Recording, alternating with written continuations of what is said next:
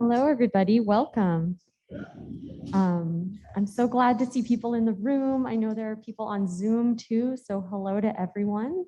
My name is Shannon Supple, and I am the curator of rare books here in Smith College Special Collections. I want to begin this afternoon with a land acknowledgement. Lectures with online components mean we stand on different lands as we join in community. I and others in this room stand on Nonotuck land, peoples who live and create here since time immemorial and continue to do so. I also acknowledge our neighboring Indigenous nations, the Nipmuc and the Wampanoag to the east, the Mohegan and Pequot to the south, the Mohican to the west, and the Abenaki at Pecumtuck to the north, who also continue to live and create in this abundant place. You can learn more about and support Indigenous work through MassachusettsIndigenousAgenda.org. That's MAIndigenousAgenda.org. A few words on logistics today. We'll have a Q&A, a question and answer session following today's talk. And we are live in person and on Zoom and are recording the session. If you're attending in person, please stay masked and note your questions to be asked in the Q&A to follow.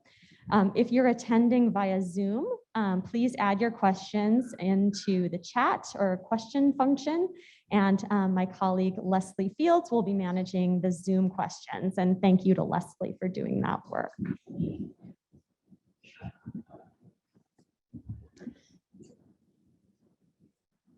So I also want to especially encourage students and recent graduates to ask questions. We want to hear from you. And we're also all lifelong learners, and everyone is welcome to ask questions. A quick note of thanks. I want to thank you all for joining us today. I also want to thank my Smith College Libraries colleagues, Susie Kleindenst, Jess Blasco, Leslie Fields, Allison Bates, and Beth Myers, and Information Technologies, Jeff Heath and Sanford Cluett, for their help in making today's program possible.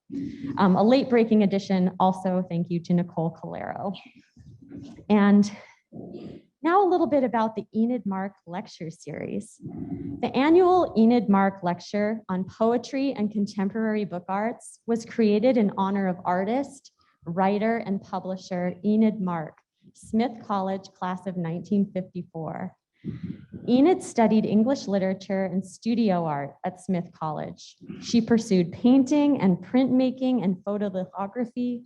In 1986, she founded the Elm Press, which is beautifully a tree and her initials.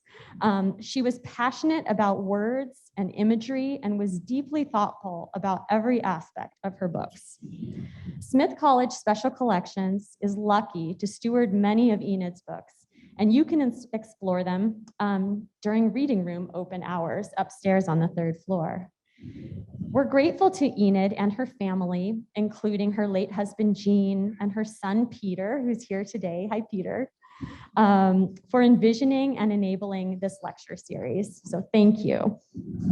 Now I'd like to introduce Alisa Banks, our speaker for today. The 2022 Enid Mark Lecture is given by Alisa Banks, and it's titled Mixed Messages, Fusing Literary and Oral Traditions. Alisa investigates connections across contemporary culture, her Creole heritage, and the African diaspora through the lenses of home, terrain, and body, using Southern Louisiana as her point of entry. Her artist books, writings, and textile collages incorporate fibers and found materials, reference traditional craft forms through twisting, knotting, crocheting, and sewing. She explores modes of reading and the performative potential of the book, incorporating all of the senses, from the gentle textures of her fabrics to the embodiment of scent memories. Alisa's work has been exhibited across the world and is held in several collections, including here in Smith College Special Collections. Alisa holds a BS degree in medical laboratory science from Oklahoma State University and an MFA degree from Texas Women's University. And she's visiting us today from her home in Dallas, Texas. When I first saw Alisa's work, it was on a computer screen through Zoom. Yet even in that mediated context, I could sense the textures, balancing of weight and lightness, fine needlework, and tender, complex messages. I was able to incorporate Alisa's work into class sessions at Smith right away for these very reasons, even when all classes were held online at the start of this continuing pandemic. And now that we're all gathering together to learn in shared spaces again, Alisa's work is able to convey even more of the animate messages of personal stories and our human connections with the natural world and with each other. Today, we're displaying in the Special Collections reading room on the 3rd floor, Alisa's work that we steward here at Smith. We have 6 gorgeous pieces, including her most recent work, Inheritance. You can also visit during our reading room open hours to request to spend more time with them. And now, Alisa will share her ongoing investigation into multiple modes of reading through the use of culturally charged materials and her exploration of the performative potentials of the book. She will also highlight Inheritance, her latest book, the essay that inspired it, and other works that use unconventional materials to document interconnected histories.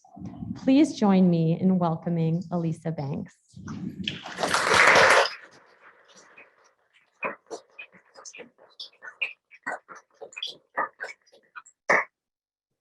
Thank you so much. I'm just gonna take a moment to make sure my paraphernalia here is on. So thank you, Shannon. And oopsie. Thank you, Shannon. And I want to also thank the Enid Mark family. I had the pleasure of visiting with some of her work today. I had a wonderful time. And I think it's a wonderful memorial, and I'm honored to be able to speak to you on behalf of this, or as part of the series.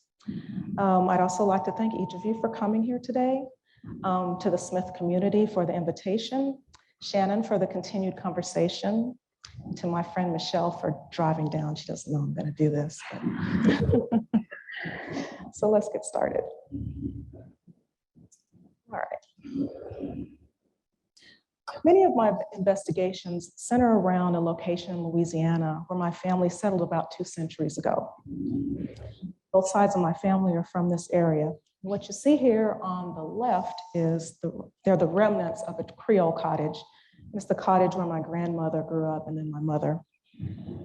And on the right is a deserted shotgun style cottage, and that's one of the sharecropping homes that my dad grew up as a child. This land is located in a parish that was once the site of, or originally the site of, a Tunica village during the time it was first colonized by the French around 1699. And nearby lands were occupied by the Chickasaw, the Afagula, the Natchez, and the Chittimachas, among other indigenous groups. And enslaved people of African descent arrived in the early 1700s. During early colonization, the area was very unstable, and there were allegiances made and broken between the various tribes, the French, and the English, and wars and skirmishes were pretty frequent. And in this insecure climate, the French colonists, the enslaved, and indigenous persons formed alliances, and this resulted in the formation of a new race, language, and culture. In the early 18th century, the primary crops in this area were indigo, tobacco, and corn. And around 1889 or so, my great-grandfather, as a young adult, purchased this land that would become the family farm where my grandmother, and as I said, my mother grew up. And I'll refer back to this place later on in the talk, but I just want to give a little overview of what it's like. Now, I often write before I start a book project, and I do this to situate myself and synthesize my thoughts about the work. At some point, a couple of years ago, I believe it was, I began to think of the connections between various of my various books. What is it that ties them together thematically? They may differ quite a bit, but what is it that kind of puts them all together? And why do I keep this, keep adding odd or unconventional materials to the work? And by odd or unconventional materials, I mean, in addition to maybe paper and ink, what else I might add hair, or in this case, a brush or some fabric to it, and why do I do that? And so today, what I'll share with you are portions of the essay, which is in progress, along with a few books of various themes, including Inheritance, which you see here. And Inheritance is a celebration of the tenacity of a culture to document history by fusing the literary and the oral. And the form of the book is a portable writing desk, and it's got a brush, it's got an inkwell, and a small quilt, and then a book. And the box itself is made out of walnut, which is significant because of the walnut trees that grow in the area that I mentioned previously. So I use unconventional materials that engage in the senses in order to forge connections with my culture, between the reader and myself, between me and my ancestors, and between the reader and the message, and also forces that work systematically against the culture. Particularly in the 20th century, schools began to promote assimilation in Louisiana. That's when English speaking really took over. And Creole culture began to be thought of as backwards. And so the schools began to promote assimilation, which included discouragement, often by force. Many children were punished for speaking Creole. Many customs, including the language, were thought of as something that you want to steer away from. And the parents came to believe that assimilation into American culture, as they called it, would help to shield their children from the harms of stereotypes and racism, offering them greater opportunity for advancement. And as a result of the efforts favoring assimilation, their language, which was my grandmother's first language and likely the only known by my great-grands and beyond, is now an endangered language. And the materials in my book function as my personal tools for resistance against the pull of assimilation. And they present histories and messages and imaginings, often focusing on the everyday or the ignored or unappreciated or the unknown at times. I'm also really interested in how these themes relate to a broader narrative. So it seems I'm always focusing in and out between the projects. Many pre-20th century homes lacked built-in closets like they do today. Everything, it's the walk-in closets, the fabulous thing today. But back then, people used furniture to store their clothing. So they use armoires or dressers or other types of cabinets. Closets, by their very nature, I feel, are memory keepers. And even in the sparest environment, they reveal something about the owner. And in cases where generations have used a piece of furniture like this, and in this particular case, my great-grandmother's armoire, the closet can function as a historical record. So as a child, I absolutely loved to peek into my grandmother's closet because it contained her possessions, some of her mother's, brothers, sisters, from various generations. And I loved the way that it smelled all starchy and clean with kind of wood tones, very nice smell to it. And so the opportunity to peek in that armoire was exhilarating. It's kind of like you're getting away with something that you really shouldn't be doing. And so a look was usually accompanied by a story that brought to life persons that were unknown but not forgotten because of the stories that she continued to pass on to me. In later years, my grandmother long gone, this particular armoire remains a repository of memory, culture, and history. So the book itself is constructed of mahogany, and the layout mimics the original armoire. To the right, you'll see a scroll that's a mini quilt, and behind, when you unscroll the quilt, which is in this view, there's an oral history that's embroidered on the back of it. And then behind the Behind that scroll, you'll see a little, it looks like folded up blankets, but that's actually a book cover that folds down and there's an accordion behind that. On the right side is where the clothes would hang, and so that's an accordion as well. I thought it really felt good with that accordion to look like clothes hanging in a closet. And then at the bottom of that accordion where the clothing is, you'll see some writing. And it comes from a conversation that I had with my mom and in relation to time. And when asked how she felt about how she left about how she felt leaving her hometown, the only place that she had known, and then returning to it after so many years of staying away, her response was, "I had hopes I would move somewhere else, but I never saw myself leaving Louisiana. Then again, I would probably have stayed here. Coming back home all these years, the place seems so small now." And I feel that her response underscores the transient nature of our perception in relation to time and distance. And once you leave home, you can never really go back to what you left.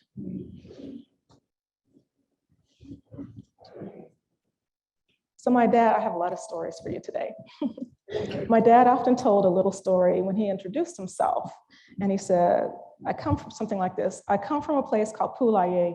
Some of you may have heard of it. The name is French, I don't know what it means, something about chicken. And he'd always have a little twinkle in his eye when he shared this, and those who were initiated would nod and chuckle, they understood. Those who didn't really understand, the way he said it, it just sounded like something you should laugh at. And though my dad's response was delivered in a lighthearted way, I knew based on what he'd shared with me that his childhood was quite challenging. So this piece consists of one page of paper, and it's folded to form a shotgun-style cottage. And if you were standing in front of it looking through the door, you could see all the way through the backyard where there's a really old tree and some chickens running around. The covers of the book are made with cedar wood, which were from an old shotgun cottage. And then I'm not sure if you can see it in the image, but there's some chicken wire to secure it. And then on the side of the house, that part of the sheet that you see is going up and down, that's kind of like a field, and that's where most of the text is.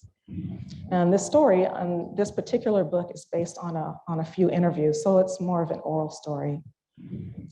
We'll give you a little bit of it. On Saturdays, my brother and I had to wash the family's clothes. We got a lot of teasing from the other kids about it, but on Sundays after Mass, we'd have fun going out in the fields and woods. In the woods, we searched for pecans that the squirrels had buried, and we also played with toys that we made. Back then, apples would come in wooden crates, and we'd use the crates for wagons and fashion wheels out of small tree branches that would cut down. We also used old tires, and one of us would sit in the tire and the other would roll down the street. When I became a teenager, I used to drink beer and go to dances and play baseball. A group of women in the neighborhood would go from house to house, making quilts for the beds. Our mattresses were stuffed with moss from the trees. In the spring, we'd remove the broken pieces and replace them with fresh moss, sew the mattresses back up. Everyone loved the mattresses then because they were so high and fluffy. And then they flattened out as the year went on. We used coal oil lamps until we got electricity. And we thought we were something then because one bare bulb was hanging way high from the ceiling. We raised chickens and guinea fowl, ducks, turkeys, hogs, and planted sugarcane, Irish potatoes, that's Irish potatoes, cotton, sweet potatoes, and onions. In spring and summer, food was plentiful. And back then, they canned the food for winter. In our garden, we grew cabbage, beans, tomatoes, okra, carrots, beets, and cucumbers. And we mostly kept chickens for the eggs. We'd hunt rabbits, squirrels, raccoons, and possums. My dad said possums was the best meat on earth. The hogs were ours to eat. We'd butcher it and cure the meat by salting in a crock, and it would last all winter. And we cooked the skin to make crackling. And when you make crackling, there's a lot of grease. So we saved the grease for the rest of the year. Meat was short in winter. We'd fish, but not a lot. Perch was about the best fish that we could get out of the bayou. And so we also caught catfish, carp, and chupek. Chupek was the worst because it had tiny bones all through the meat. The crops were for the boss. Yes, we were sharecroppers, I remember the terms. The boss would provide the land, fertilizer, seeds, and mules and utensils, and we'd provide the labor. Then we'd get half the proceeds. Even when I was small, I knew the system wasn't right. One thing, you never really knew what half the profits was. The check went directly to the boss, and then he'd give you a cut. So Pouaillé stems from my desire to really understand not only my dad's story, but also examine the possibilities for understanding that lie in a simple question like, where are you from?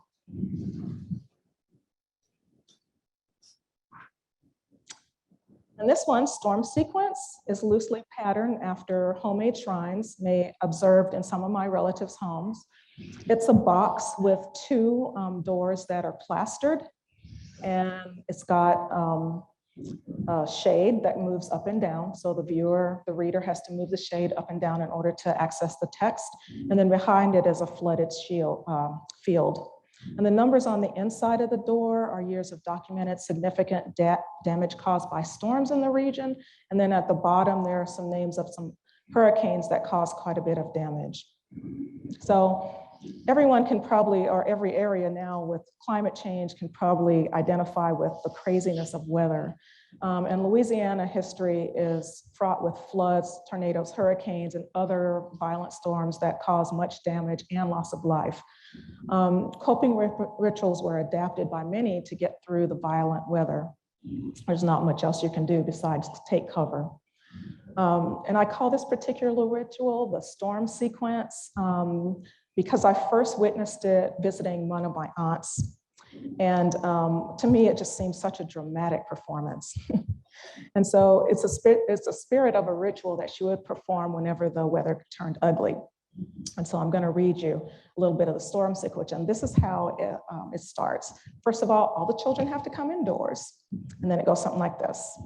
Close the blinds, turn off the TV, close the blinds, sit down, close the blinds, be quiet, close the blinds, light the candles, close the blinds, sprinkle holy water, close the blinds, say your prayers. I've since learned from many who encountered this book that the storm sequence is, and it was practiced in some variation by people all over, not just in this particular community. And I love hearing all the various variations that people have witnessed in this kind of a situation. This one is Rosenwald. So ideas for books sometimes come out of the blue. And sometimes I try to be very methodical and plan out. This is what I'm going to do this year. This is what I'm going to do this year. And I have all of my projects lined out. And then something happens, and then here's a Rosenwald. So ideas of books, they do come out of the blue. And this was a story that was so loud, I just couldn't ignore it. And it came to me during a trip to my parents' hometown for my dad's funeral. My husband and I were heading around to my parents, heading back to my parents' house after running an errand. And we came to a stop at an intersection. I turned to my right and I saw this empty field, but I know that there was a gas station there. And then beyond that was a school. And there was just this rush. I had a deja vu moment, and I could think of, it was just like a rush through. And so this piece, the long part of it, which is a scroll, it's rolled up in the image that you see. It's a long story, which is actually the rush in writing. So at that empty lot, it was an experience that I remembered. I only lived in Louisiana 1 year, and that was when my dad was stationed in Vietnam. And the story begins as I remember looking out across the street from the station years ago in that same spot, gazing at that school across the street, which was named Rosenwald. And so all of that is told in one sentence. And then it was about it recalls two Rosenwald schools that were built in this community. So from about 1912 to about 1932, the Julius Rosenwald Fund provided matching grants to African-American communities in the South in order to build schools. And so the communities that wanted the schools, they applied for the grant. They'd have to raise funds, and they often contributed goods and services. And then the Rosenwald Fund would provide the matching funds for the school. So this particular piece in the back, you'll see, or at the top of the image to the left, you'll see it's really like a fabric blackboard, and it has, the whole book is in a satchel type structure. But that blackboard documents the two schools in that community and the manner in which the funds were obtained.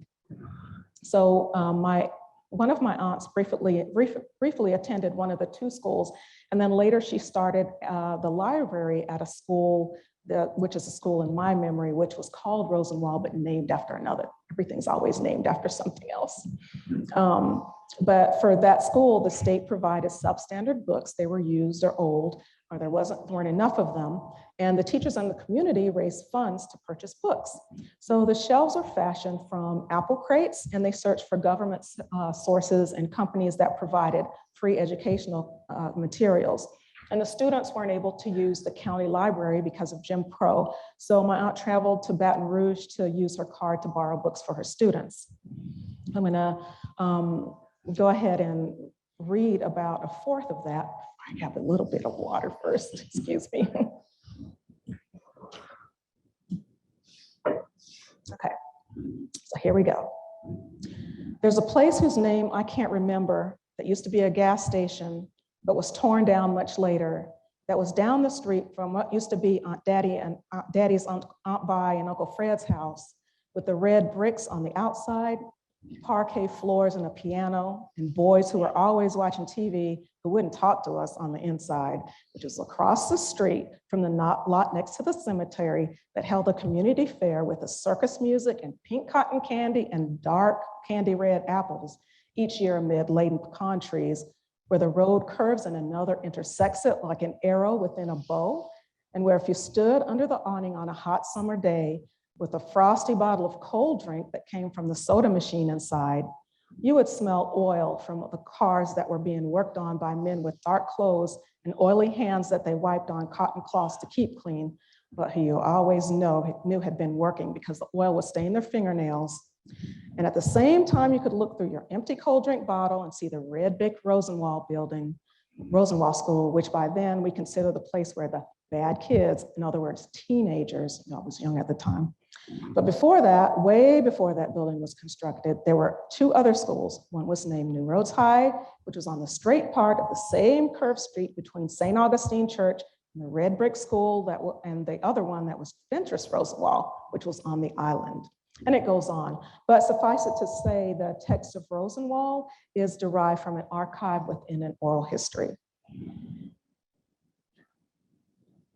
So I aim to reconcile a practice of bookmaking that relies heavily on writing, a form of communication that was denied to those of my ancestors who were enslaved and then forcibly relocated to this continent. And in the midst of this upheaval, it was they who carried the fragments of former homelands and used them to communicate in new ways that also maintain connections to root. Language systems, societal structures, village and family histories, the method in which they involved and were maintained and shared were reimagined on the frontier outposts of Louisiana. Though an African-influenced Creole culture involved, I imagine the young person newly arrived from the continent who, because of their age, may only partially remember the history of their village. Context and detail would be incomplete, and the gaps would be filled in by partial understanding and through mixing that comes into contact with a new culture. Information can be shared in many ways, and I call the process of engagement through exploration of memory, culture, and archive root reading, a way to get to what is the bottom of it all. Root reading is a way to reconcile my semi-nomadic upbringing. I speak at a distance from the main root, but I'm still connected to it, having heard many stories that my ancestors and belonging to, but always remaining on the outside. The theme of inheritance, there you go. Theme of inheritance is Hair Day, and that's a custom that's prevalent in many Black households in the US and throughout Africa and the diaspora from ancient days to present. The act of hair grooming is an opportunity to share history, stories, and traditions. And more importantly, the book is about continuation of oral histories, particularly those that are shared within the context of daily life. A people separated from their root and forbidden to document or maintain cultural practices will build a new culture, one that continues to evolve while other forms of expression such as music, dress, food, or language acquire increased significance. And these other forms of expressions or cultural cues were created and maintained sometimes in secret, though often hidden in plain sight. We rely on printed descriptions to carry history, descriptions of music, dress, or ritual. Descriptions that attempt to provide context, to be read and to be read into. For the initiated, there's a specialized understanding of a sign or symbol that might be overlooked by others. For instance, a special sign, a sign carved on a ceramic pot or a pattern of ventilation holes in the wooden floor of a church may just seem like random markings, but they actually can be a message. Symbols sewn onto cloth, potential message. Newspaper applied to walls helter-skelter, a field song, clothes drying on a line, smoke, particular shade of blue. And a familiar smell can also be read. And in inheritance, the scented pomade ink is based on a formerly common hairdress used in many Black households. I often use hair as an entry to speak to culture and connections. Messages are understood, as I mentioned, by those able to read the clues, even outside of specific personal experience. Black hair culture is multifaceted and dynamic. And so hairstyles throughout history all over the world have been created and are adopted as political or social affiliation in addition to fashion. And some societies in pre-colonial Africa adopted hairstyle codes to denote marital status or social class. The Afro hairstyle, which we may more be familiar with, was adopted in mid-20th century US and beyond, both as a challenge against oppression and Eurocentric beauty norms. So here is Afrocentric, and it's a celebration of artistry and Black hair culture. It contains hair within and sewn across the pages of handmade paper that also contain hair inclusions. The Coptic book structure, ancient and African, was sewn into a circle, a form symbolic of the time required to care for Black hair and the distance in time from the ancestors who employed many of the same hair techniques still in use, such as wrapping and coiling and braiding. Hairstyling is sartorial, and I think the shape of the book is reminiscent of the hats worn by some church ladies.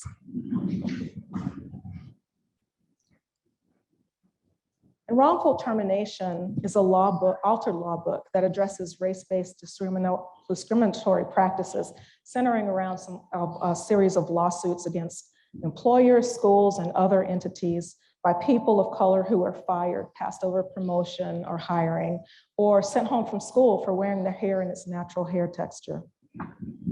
Wrongful is read by unrolling the text from plastic hair curlers, an intimate act that invites the viewer to participate in the hair care ritual.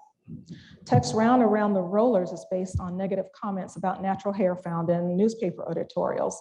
For example, wear your hair straight because natural hair will limit your opportunities. No one will want you, no one will hire you. In a civilized culture, there are norms and means, the majority wins. So the tightly rolled text forces the reader to slow down and to contemplate. The hair is attached to the bottom of the book, away from the text, and kind of protected. And hair is a body, it is part of your body, and one's agency over it must be maintained. So Wrongful is for the teenager, for example, who endured an unannounced pat down of her natural hair at an airport by a TSA agent, or the second grader who was sent home by an elementary school administrator for sporting her neatly styled locks, and the third grader whose braid was cut off by her elementary school teacher as a form of punishment. These are not long ago accounts, they're fairly recent. In fact, yesterday, I believe it was yesterday, I read of a young lady who was participating in a weightlifting competition and was told by the judges that she had to have the beads taken out of her braids before she could participate. So it happens, unfortunately, variations of this occur almost daily, and underscore the relevance of the Crown Act, which forbids race-based discriminatory hair practices and is currently before several legislative bodies. I always say I'm only going to do one more hair book. I always think it's the last one and something happens and then I got to do another one. So in Inheritance, there's a brush in each book made from human hair. And hair is a material used in ritualistic practices such as for conjure, for identification. And though we may not know them, we carry our ancestors on our skin and in our hair. So books containing hair such as Afrocentric, Inheritance, and Wrongful Termination offer an opportunity to expand thoughts about common practices such as hairstyling.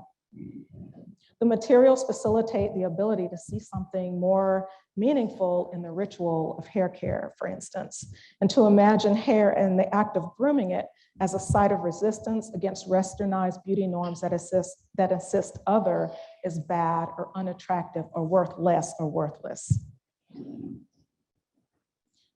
And I hope that you'll get to see this one. It's upstairs. I visited with it today. It was such a pleasure. But my near ancestry memory is rural. It harkens back to the place that I showed on the first slide. Paper and cloth share the same origin as plants, and by sewing plants into and onto paper and cloth, I'm connecting the latter to root and at the same time building a bridge forward. Fading Gardens contains paper and plant and cloth too, if the binding of it is considered. And it represents the passage of time, both ancestral and natural. It consists of 5 accordion books that overlap to suggest a quilt. And quilting was once a common community activity, but it's faded as successive generations moved away from rural life, just as the individual stories from earlier generations have also faded. I asked several relatives to send plants and to contribute their thoughts about gardens or plants.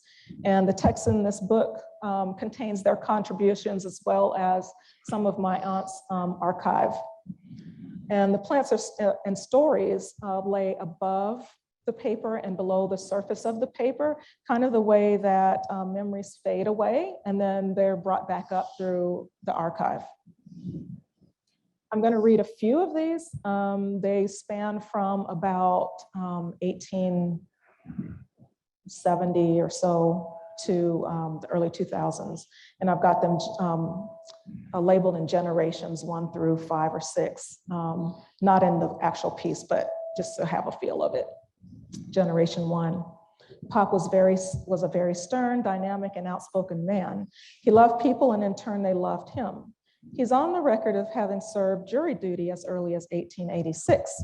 He was fluent in French, but also spoke English. Unable to read or write, he used an X for his signature. He grew crops of cotton, onion, and sugarcane. He was the only person in the area to grow grapefruit trees, and his grapefruits were in high demand. People in town would place their orders early in order to be able to buy the fruit. Pop built homes on the estate for his 2 sons when they married. Each was given a house and a plot of land to work and to support their families. One year, there was a great flood that ruined most of the crops. When they were no longer able to make enough on the farm, one son moved his family to New Orleans, where he worked for the Works Progress Administration as a laborer on the streets and public buildings. Things eventually got so desperate that Pop mortgaged the estate to a wholesale company in order to buy feed for all 3 households and the farm animals. My aunt left home at an early age to seek employment in order to supplement the family income after Pop became ill. And with Nan's help, proceeds from the crop, the mortgage was paid and Pop died shortly thereafter. Gen 3. I reported to my first teaching assignment in Lacombe. The community was made of 3 distinct groups: Negro, as we were called back then, white, and Free Jack, light-skinned blacks. The Free Jacks accepted Negro teachers, but did not mingle with Negro children until they enrolled in high school. There were 3 separate elementary schools, 1 for each group, but only 2 high schools, 1 for blacks and 1 for whites. The Catholic Church had 3 different sections to accommodate all 3 groups. Gen 4. On our farm, the main crop was cotton and then onions. For a few years, my father grew sugarcane, but not much. For ourselves, we had corn, potatoes, peanuts, watermelon out in the field. And in our gardens, we grew mustard, cabbage, turnips, carrots, beets, onions, green pepper, tomato, and peas. We had lots of fruit trees: plum, peach, and fig, mulberry, pear, and cherry. There were also walnut and pecan trees. Wine was made from black cherries. Muscadines and blackberries grew in the fields. Maypops grew in the yard, and we ate cow cabbage salad. The cow cabbage looked like what you call dandelions, but bigger. We peeled the stalks and made a salad with them and dressed the salad with salt and vinegar. We ate corn in the summer when it was fresh, and when it was dry in the winter, we'd use it to feed the chickens and hogs. Gen 4. Cotton was planted on Good Friday because it meant good luck. The children rose at daybreak to go into the cotton fields. Mama would fix their breakfast of coffee and biscuits and take it with them to the fields. The children would take a break from picking and eat their breakfast. And at noon, they would go home for dinner and return back to the cotton fields after they ate. The cotton sack had a band attached to it that went around the shoulder. And the children would pick the cotton with both hands, and when the sack was too heavy, they'd empty it into individual sacks and empty their individual sacks, into a larger sack. And afterwards, the larger sacks were loaded into a wagon, which was driven to the cotton gin. At the gin, the cotton fiber would be separated from the seeds, and the fiber was baled, and the seeds were sold separately. In Gen 5, my garden is a place of refuge. It's where I go to get away from all the daily stresses of life. I love to feel the earth and to smell it. It's so awesome and humbling to plant something and watch it grow. It's even more exciting to harvest something I can actually eat, or pick a beautiful rose. And when I'm in my garden, I think of my grandfather, whom I never knew. I like the way that reading this archive, you get a sense of the diversity of different ways of living for the different ancestors. Our Lady is patterned after homemade shrines and gardens found throughout southern Louisiana and other places as well. I've been to other parts of the country where you ride through communities and there are Madonna statuettes in the front yard. And this particular one is from my grandparents' front yard. And the text is just a fragment of a story of longing to grow and gift flowers from an archive. And it's a snip about being from the country. And there's a little rosary piece in the right-hand corner. Not sure if you can see it in the image, but they're fashioned from these little Job's tears plant that one of my aunts grew and sent to me. It's left over. Cotton Heritage features an essay about the love of gardening and its connection to ancestral legacies. And the box contains a cotton plant with a bronze stem, and one folded card with text, and a cloth accordion with plants that are attached or laminated in between organza. And then each pocket has a card featuring a garden or landscape memory. I'm struck by those, not sure what you call it on the cotton plant. They're very sharp. And so picking a bowl of cotton is not like picking a daisy. It really can damage your fingers. But the essay and the folded card, it all began with cotton, staple crop of the South that contributed to forced dependence and independence. It provided support for some families and facilitated the destruction of others. It was a common link between large plantation, small farmer, sharecropper, and urban dweller. For many farming families of African descent, years of hardship growing cotton, as it relates culturally, and socially, were punctuated by moments of happiness. Memories spoken and unspoken cast a shadow touching successive generations, contributing to seemingly unexplainable commonalities that are manifested in like fashion, such as a strong connection to plants and gardens. Working in the soil, sharing space with plants, offers a balm to the turbulent history that dwells beneath the patinated surface of those memories and reaches back to the ancestors. It opens a dialogue between the present and a community memory of past experience. It speaks to our cotton heritage. And so on one of the cards, it says, on the family farm, we only grew food and cotton. Now I only grow flowers. And then there's another card. So some of them are taken from memory long ago, and then some of them are fairly recent. So I'll give you one more. Early morning, across the street to the park, cat a corner from the house. 3 are there walking, 2 in front, dad and daughter, 1 rounding the copse of cedar. Daughter doesn't really want to be there. Her champagne color ballerina flats sparkle with each step. Dad says to her, "You're slowing down." Past them, excuse me, good morning. I passed the doggy fountain, dry yesterday, full today. Round the corner, around the bridge, from under the oaks and into open air. A dog's bark pierces the trees from across the falls. Sorry to disturb you. Crossing the mile marker, the trail turns left, leading abruptly uphill. A squirrel snatches something under the oaks, lingering until I get really close before scurrying up a tree. To the left is a tree trunk painted bright orange next to a group of tables and a grill. Crossing the bridge, I pass by a lady returning to a car. This time around, under the oaks, a breeze blows, and for a few seconds, I lift my head, close my eyes, breathe in, and then breathe out very slowly. I consider the former farmstead, the place that I mentioned previously, a site that's been untended for decades, my ancestral home. For some time, I've been captivated by it. And though I've been through where the houses were in the front part of that farmland, I'd never experienced the fields, the wildness that were beyond the houses. But I finally was able to do that this past year. And it was really thrilling to walk the grounds that, my grandmother and my other relatives walked around, and to identify landmarks such as T-Lock or Little Lake, which you see in this image, which is the pond of many of my mother's stories. I was also really surprised to see other things like, I had no idea there was a swamp back there. So lots of things I got to discover. So I gathered some soil from the location and washed it and made it into paint. Then I boiled down some acorns and walnut hulls separately, and I took some of that liquid and I added it to that soil. And then I added a little bit of indigo powder, and put it all together, and that's how I made the ink that's featured. I call it ancestor ink, featured in Inheritance. The ingredients are significant to the place. Indigo is also significant as a connection to indigo that was cultivated in pre-colonial and present-day Africa. Cloth was likely used more frequently than paper on the farmstead, so oral history, cloth, and rituals serve as the foundation for many of my books. Let's see if I can get this going.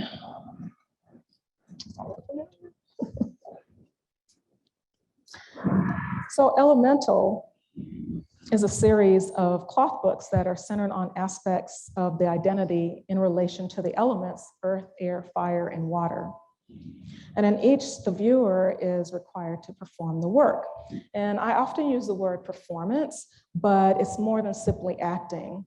It's a ceremony. It's an invitation to partake in a ritual that slowly reveals a message. This piece that you see is called Fire. And it features stories of the transformative power of action, understanding, and experience. And the stories are a bit emotional and mysterious. So the cover of it is Fire is wool felt, which was a material traditionally used for fire blankets.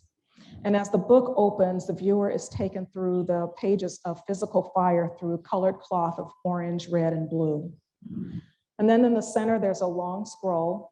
And the act of slowly unrolling that cloth scroll reveals a passion-like account of a school desegregation experience as told from a third grader. The scroll is very, very soft in texture, and it takes the viewer by hand while moving through an uncomfortable story. And then at the center of Fire is a symbol of transformation, or the outcome of fire on matter, the transformative power of action, understanding, and experience. I call it my cuneiform rock. Here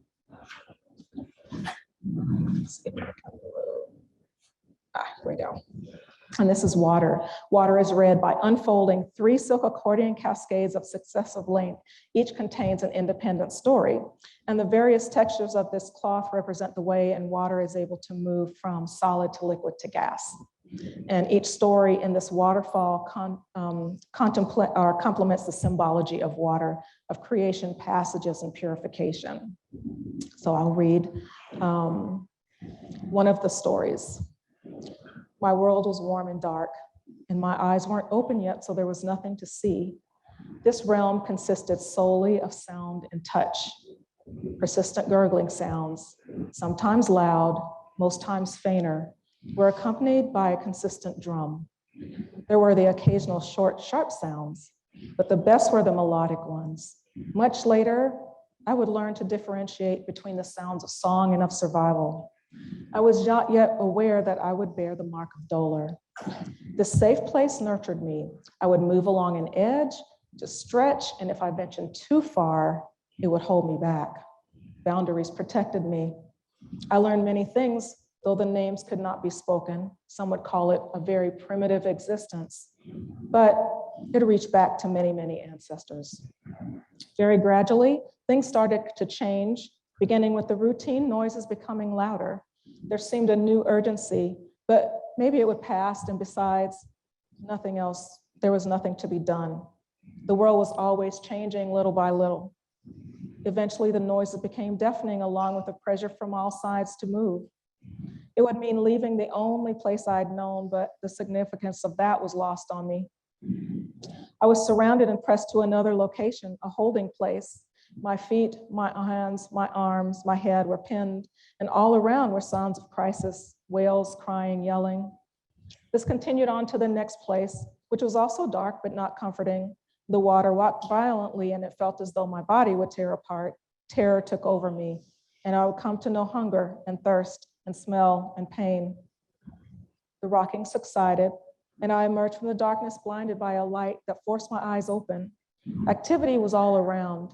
I was doused with more water and came to realize my insignificance. Hate and love, greed and jealousy surrounded me. It took years to discern the more subtle forms. For a long period, I was lost to time and the toils of the day. Inside, I was bereft, hoping and searching, wondering why the ancestors abandoned me. Everything I thought I knew crumbled away. The sadness and frustration were overwhelming. After much seeking, I began to know, and after a time, I began to understand. Understanding brought aloneness and togetherness. It pressed upon me that the realization that the knowledge earned through diligence, persistence, through chance and inquiry could rarely be shared, and I learned about rejection and abandonment. After a few tentative steps, I found others who understood too, and this new existence required patience and observation, and through it, I started little by little to become reacquainted with the unspoken. To enter a dialogue with and to preserve a history is valuable to those within and without and outside a culture. And when the subject culture is recognized as other, or especially when artist books allow for the inclusion of multiple modes of expression. And these forms can consist of clues that can relate to spoken and unspoken traditions. If history is communicated through an action, and that action and its meaning is widespread within a culture, what cues could be built into the book object to relay the importance of the action? Inheritance contains a quilt sewn from cotton fabrics overdyed with walnut, and a set of directions is embroidered on the reverse. Uncap, inhale, begin. These instructions are directions for experiencing the work, but they also allude to the speculative history of messaging systems such as those that might have been used in the Underground Railroad. And so my final reading with you today is from Inheritance. Mother to daughter, aunt to niece, grandmother to granddaughter, sister to sister, on porches, at tables under trees, in kitchens next to stoves, on floors, in chairs, between knees, ordering, tending, connected to souls from long ago, adapting.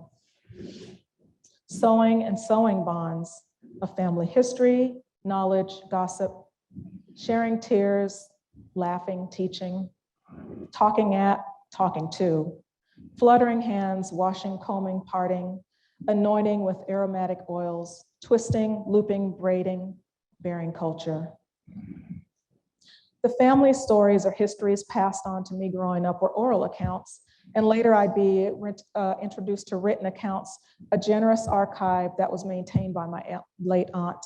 And the methods in which the oral stories were shared through hair care rituals, creative pursuits, food, they're just as significant as the actual stories themselves.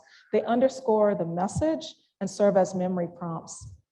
When repeated by others, the oral stories can connect others, those within and outside of communities far flung across many countries, across continents, to a common denominator and to an enhanced understanding of root. Awareness brings about understanding of our history and of ourselves. It can, for example, bring about a new appreciation of a culture much maligned and often appropriated and instill pride. I'm thankful to be surrounded by family and friends who uplift me through conversation, feedback, and moral support. And I'd like to acknowledge that I'm privileged to be able to do this work largely because of those who came before me. And I am especially inspired and indebted to my late aunt, Marie Viola Elwaville, whose generous archive is a source of continued inspiration. And I thank each and every one of you once more.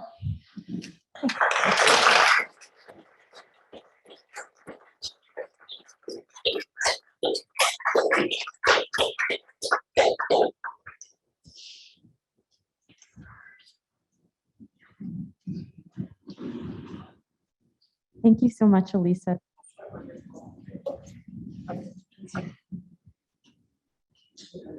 We can't share mics. It's so silly. We have to trade off.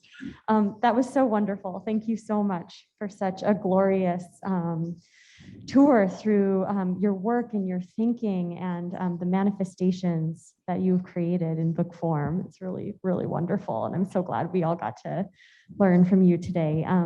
I'd love to open the floor for questions. And if you are joining us on Zoom, please type your questions in and my colleague Leslie will share them with the room. But is there anyone here in the room who would like to start us off?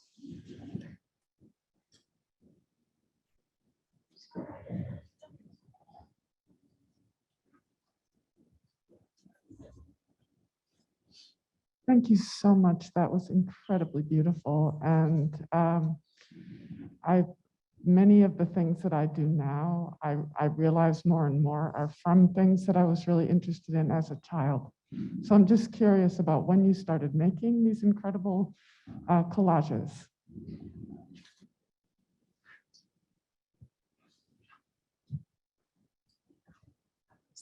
I don't want us to clash. Thank you for that question. Oddly enough, I have been making artist books for about 10 years. I didn't even know what an artist book was. I've always loved books. I've painted and drawn, but as far as making books themselves, it was just a chance encounter that I took in a book workshop, and that just kind of changed everything for me. So I really think that one of the things I really love about artist books is that two people can have the same theme and they come up with something completely different. 10 people can have the same theme and it comes up with something, 10 different things. There's so many different ways of seeing the same thing. And so that's why I'm drawn to this medium and why I can't seem to let it go. Don't want to. Thank you.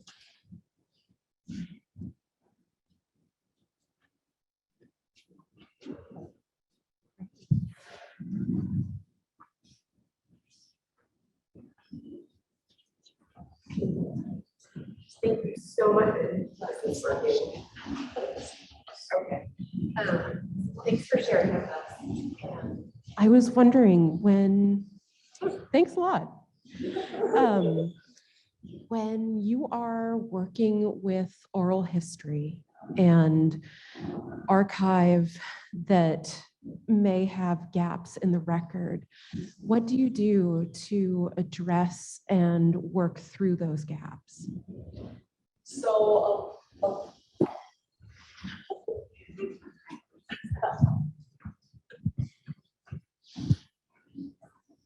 Are we here?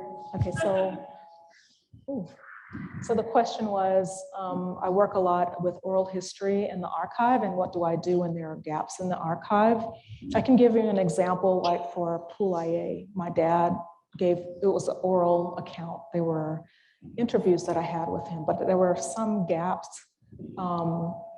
in some of the ways that sharecropping worked. He knew from his experience, but I had to do research on my own. So there can always be research sideways. I hear kind of a reverb. So I think in some ways my experience is a little unique in that my aunt gifted me her archive, and she said I could do whatever I wanted with it. But I'm very respectful of it, and I don't say that this is how everything is and not go beyond that. So interviews or research, or sometimes I'll just put it in there just the way that she had it, and people can make from it what they want. For me personally, every time I read it, I see something different, and it takes me down another path. And I've only been through, it's multi-volume. I think I've only been through 2 volumes. I'm not sure why it's reverbing so bad.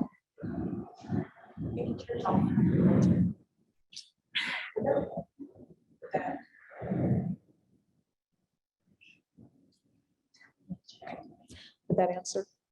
Yeah. Okay, thank you. Hi, I have a question from one of our remote participants who's joining us. There's a whole group of people who are here with us virtually as well. So the question is, can you share any rituals, practices, or thought processes you invoke as you begin or continue to create your art? I see the act of making a book, all of those pieces, somewhat as ritual. So me personally, I have to have my setup a certain way before I start. I always clean before I start. That's kind of ritualistic. There are different things. If I use a brush, they're different. I wash my brush the same way. Kind of odd things like that. And when I'm reading through these rituals, I'm recalling them as well, the ones that I'm familiar with. Some of them I'm not. But yeah, I don't know that that's really unusual for creative people. They have a certain way that they do things, whether they think of that as ritual or not. Maybe it's more like, well, that's just what I do, but I see it as ritual consciously.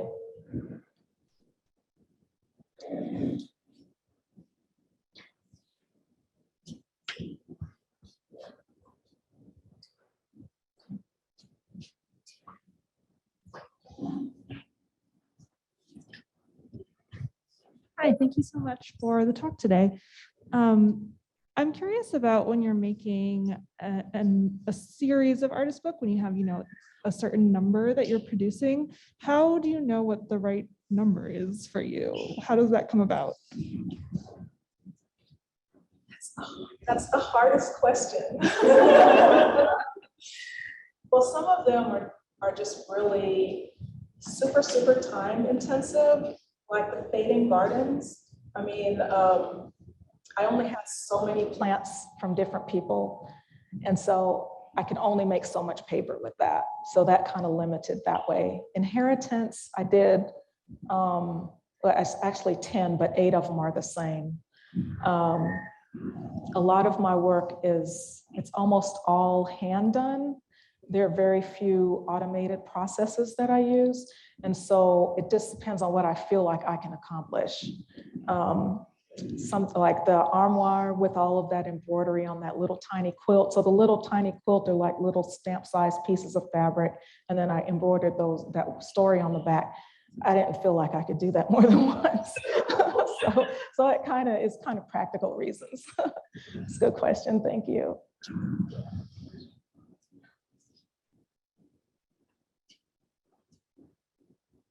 I'll ask a question as folks are thinking about it. Alisa, Your work has so many interesting material components. You were talking about how the book form made sense to you as a medium through which you could explore these questions and ideas. And so there's the sort of structure and form that a book takes, but there are also all these material elements that you add to it, whether it be sort of the textural fabrics or the embroidery, the hair, the scent added into inheritance, the ancestral ink, which is kind of blowing my mind right now. And I'm just wondering, does one sort of area begin as you start the process? How do they start working together, and how do you start sort of building these components and thinking about these textures and tactilities as you're creating a new work?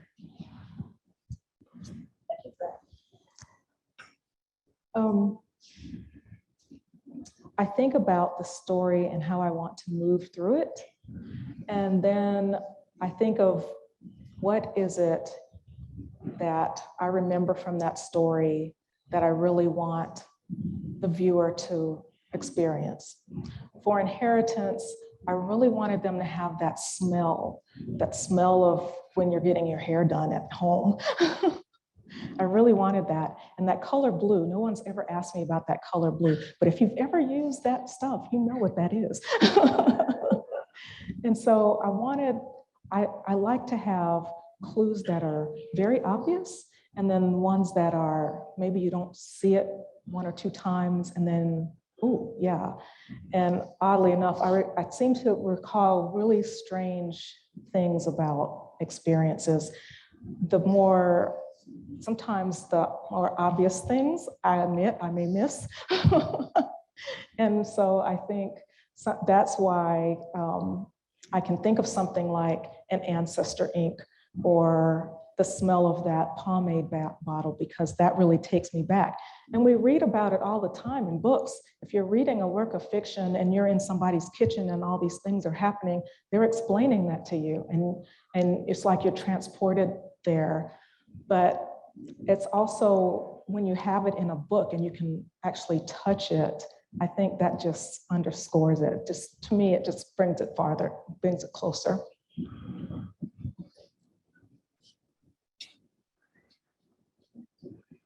I don't want to hug.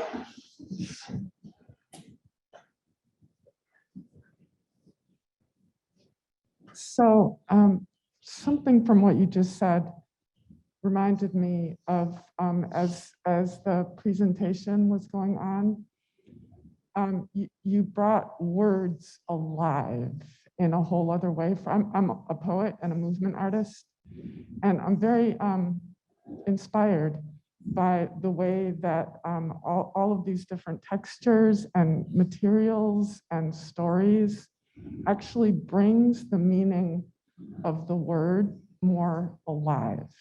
That was, so I never thought of inheritance as having like in hair, the whole, yeah. So that was a piece. And then maybe that's too bad of a pun, but. No, actually, I could have done that. I could have said inheritance, but and I thought about that briefly, but I thought, no, I'm not gonna do that. It's going to, because I really feel like, well, you inherit your hair's roots. It's your roots. You got roots. There's so many different little things, little different ways of looking at it, and yeah, it's just, I don't know. And the other word that came up was the cuneiform, because I have heard that it comes from a Sumerian word, kunta, which means female genitalia. Oh, really? Interesting. from the original scribes who were women. Well, yeah. See, I planned that. No, I'm just kidding. That's another thing I love about artist books, is that I can plan all kinds of things, and then something will happen years later. Someone will say something, a whole new connection that I'd never. I mean, it's just a happy accident, I think. But thank you for that.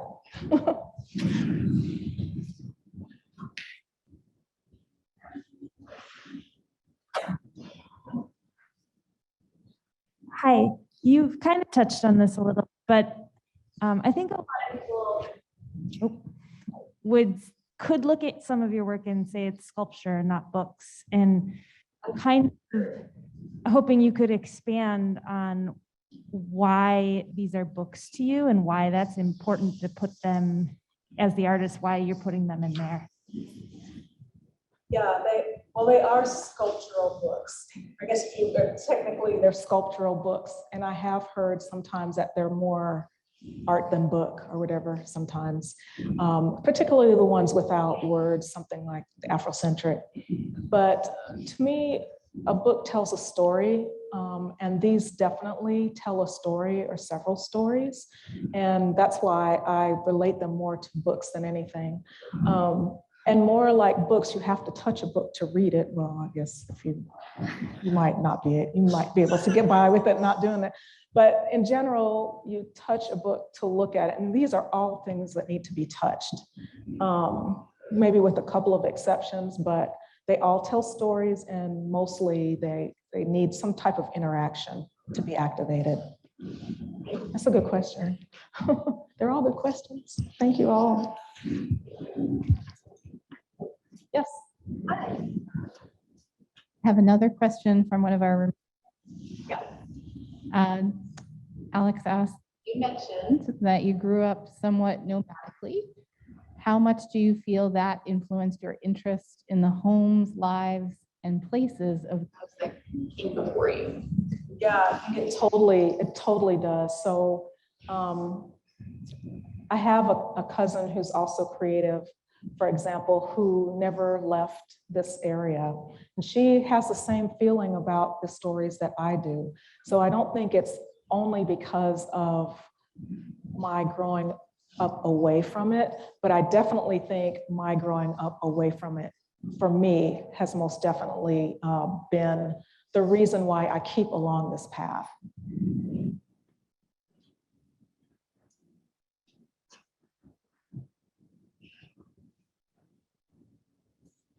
Thank you for sharing the experiences and your interpretation of several generations of your family.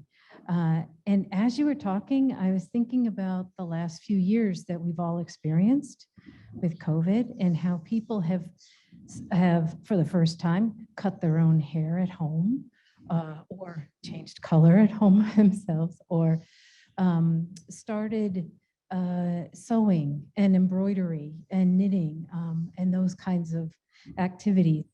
Just wondering if you had thought of that,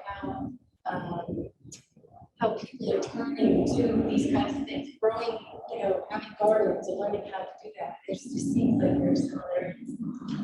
Probably, yeah, I think about that, or I thought about it, especially in the early months of the pandemic, maybe the first year in particular.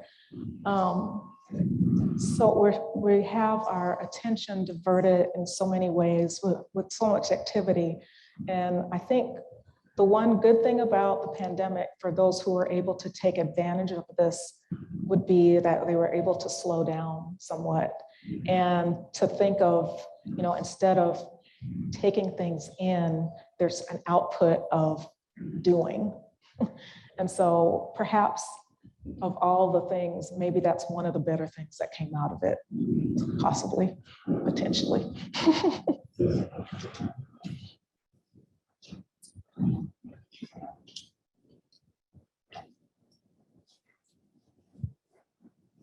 Hi, I was wondering, these are just such beautiful handcrafted objects and they're so pretty. Is there But we don't see, like, what objects do you keep that are part of the process? Oh, yeah. So, well, first of all, I have a whole bunch of ephemera for each project. And depending on what it was, I may have a full-fledged kind of a fine dummy, which is a model that's pretty close to the finished object. Some of them is a super rough dummy. Some of them just a sketch. It just really depends on how involved the container is. Usually it's the container.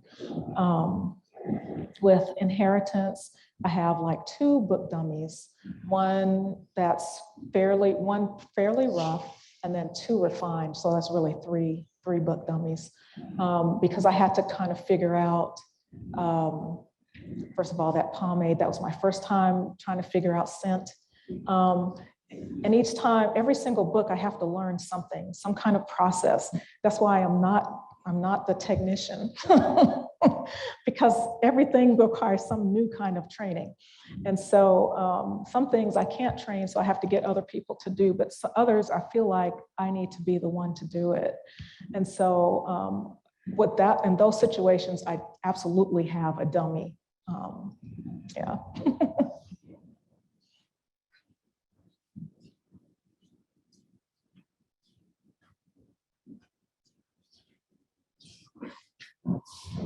Okay, can you talk more about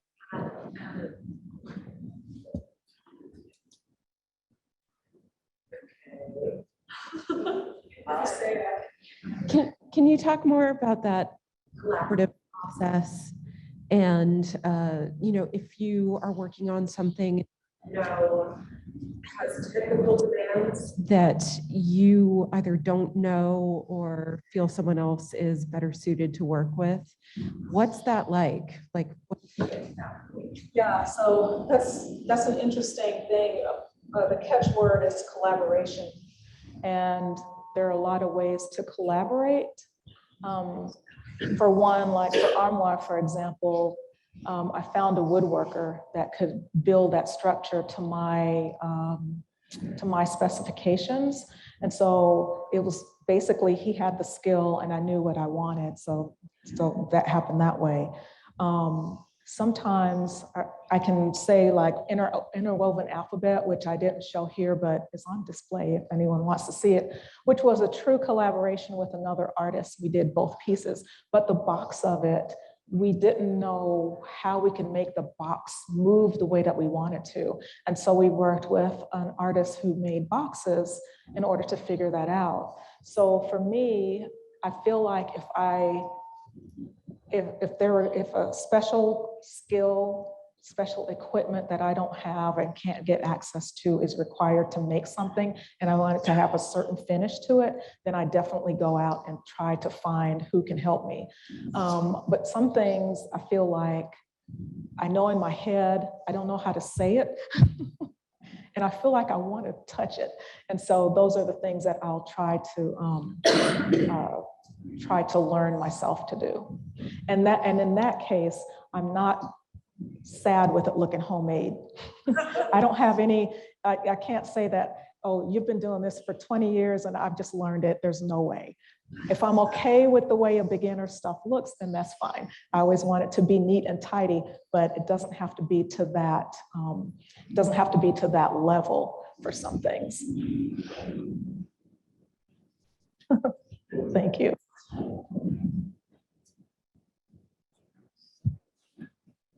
It's already on. Oh, great.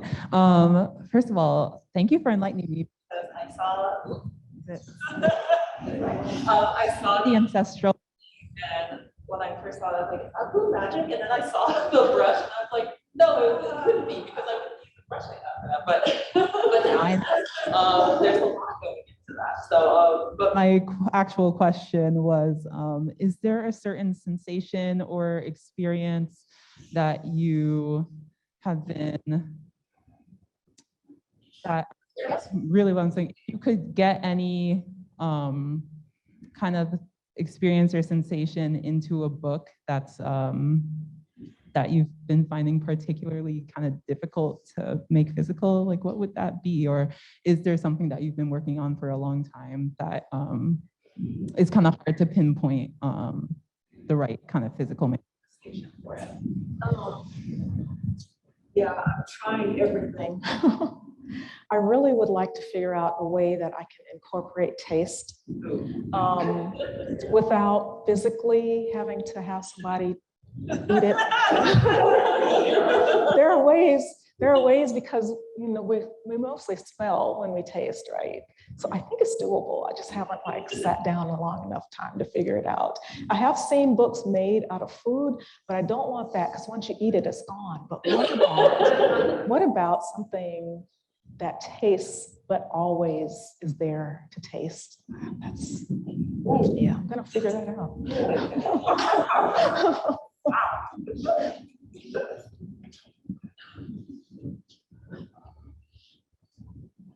I feel like you could be the Willy Wonka of artist books if you can figure that out. Great question. While other people might be thinking, I have one more question for you, Alisa. I'm just thinking, I think about how books and relate to time and how time relates to books. And you're pulling from memories and stories of your family. You're pulling from the personal past. You're thinking about the future because you're crafting something in a place like Smith College Special Collections that people can look at across time. But then there's the work that goes into it, and then how it sort of forces you to slow down when you're a reader and move through it, like the piece of fire that you showed in the video where there are so many components and you're moving through and you're moving through and you can't really do it fast. So is there a way that you think about time as you're creating a particular work? Yeah, most definitely. In fact, that fire, that long story, I thought, I want people to be involved with the story. No, they can't be there. You can read about desegregation or integration, however you want to talk about it. And you can look at pictures and maybe see a film, but when you're moving through a story very slowly and you're unrolling it with your hands, I think that just gives a different perspective of it.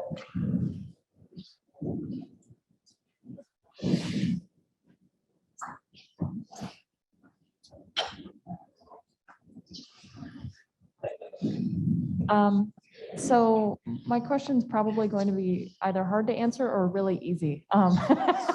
Fair warning. But with so many stories and ideas, how do you decide what to do next? Oh man, it's the weirdest thing. I think I mentioned that at the beginning of the year, I have all of these things. First of all, I try to put too many of them in a year. I know full well. Secondly, everything has incubation time, which I don't set ahead of time. So very few things are created, very few pieces are created right then. I can only think of maybe 3 pieces, maybe 3 books that I can think of right offhand where I saw it and I had it within a month. But that's very, very rare. Lots of things, most of them sit for maybe a year, 3 years, 5 years, maybe even longer, fragments, whole stories, or maybe there's a form, but I don't know what to do with it. And it's just like something in the air. It just kind of happens. I don't plan it, but I just run with it. I think someone said in a TED talk, and I don't remember who it was, but they said ideas are like spirits or like the wind. They just fly through, and you catch some of them, and then some of them go. So I try to catch them in a net, and I pin them down, but still they're not ready to come out. So I just have to let it sit for a while, and so that's why I try not to, beat myself up or feel bad about something that doesn't get finished right away. We still want things, I think, for me in particular, I just want things to be, I want this to be done. It's on my list, I got to do it. But it has its own time. It ripens whenever it's ready.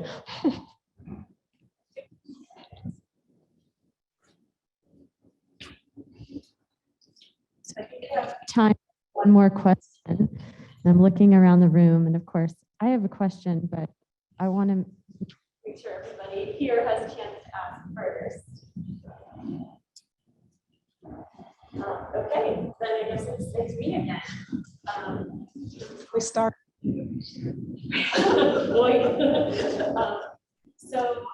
I wonder, I guess this isn't working at this point, or sort of. I wonder, so there are people here who are poets, who are artists, who are teachers, who are librarians, who are students who are thinking about their work in the world, and are, we're all many things besides these sort of categories. And I wonder if you have thoughts about the work that you do and how it informs just who you are as a human being and how you approach the complexities of the world, which, a really small question to end with. That was the easiest one of all time. I think I mentioned most of my work is slow, or I approach it slowly, and things are happening so fast. And I noticed that many artists are able to take something that's happening right now, and then they have something, they output, they're able to create something in response to that fairly quickly. And I've always been the one that kind of takes it in, and I have to kind of let it mull a little bit. And it always comes out as something that may not be specific to a particular event. And for that, I'm kind of really purposefully doing that, because I don't want it to be like, 10 years down the line, you read it and I don't even know what this event is, even though it may have been really significant during the time that it happened. And I say 10 years, but maybe 50, 100 or something like that. In some ways, these are things that are always happening over and over again. The things that, the types of things that I feel that I'm responding to or presenting in the work. The themes that we go through in life, they don't really change. Some of the details may change, and I'll add some of those details, but I try to not make it just specifically about one particular thing. But these things always affect me, and they always affect the pieces in some way. Thank you. Thank you. Thank you so much, Alisa, for this wonderful, wonderful talk. Thank you. We're so happy to have you here to talk about your work, and we're so lucky to have your pieces. Maybe more at another point when you make more work. Take your time. We're here for a while. And I just want to invite everyone to, if you haven't yet, or if you want to go back again, go up to the third floor in Nielsen in our special collections reading room. We have 6 of Alisa's pieces and 3 of Enid Mark's works as well. So you can explore those a little bit. We're open till 5 today. Other than that, I just want to ask you all to join me in thanking Alisa for her wonderful time.